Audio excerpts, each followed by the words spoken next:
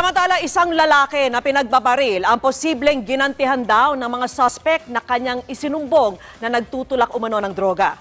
Nakaligtas po ang biktima para ituro ang nagtangkas sa kanyang buhay. At nakatutok si Cesar Apolinario, exclusive.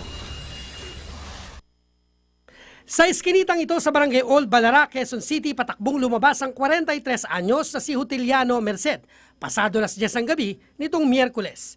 Makailang beses na pala siyang pinagbabaril ng dalawang lalaki na notorious umano sa iba't ibang krimen, kabilang dito ang panghuhold up at droga. Sa video muling nagpaulan ng bala ang isa sa mga sospek. Agad bumulagta si Merced.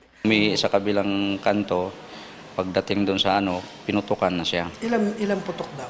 Ang pagkaalam nila marami. Noong unay walang lumapit sa biktima, habang ang dalawang sospek makikita ng malapitan sa isang CCTV. Kinilala ang isa na si alias Willie na miyembro umano ng Bonnet Gang. Tumingin pa siya sa isang kalye at nagmuestrang patay na ang kanyang target. Dumating ang asawa ng biktima. Makikitang inilapit niya ang kanyang ulo sa bibig ng kanyang mister na nagtamo ng 5 tama ng bala sa katawan. Binanggit umano ang pangalan ng bumaril sa kanya. Binulong kung sino ang tumira sa kanya. Yun nga yung alias Willie da. Saka sinugod sa ospital ang biktima. Makalipas ang ilang araw, nagkamalay na ang biktima at nakausap na ng kanyang pamilya. Muli niyang binanggit ang alias Willie at kung sino ang taong magtuturo sa kinaroroonan nito. Sinong katabi ng bahay? Natitira lang yung kagerde.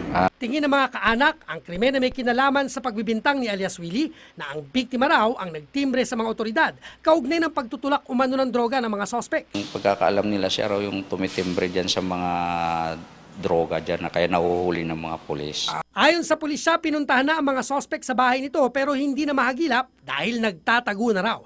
Frustrated murder ang pwedeng ikaso sa dalawang sospek. Cesar Apolinario, nakatutok, 24 oras.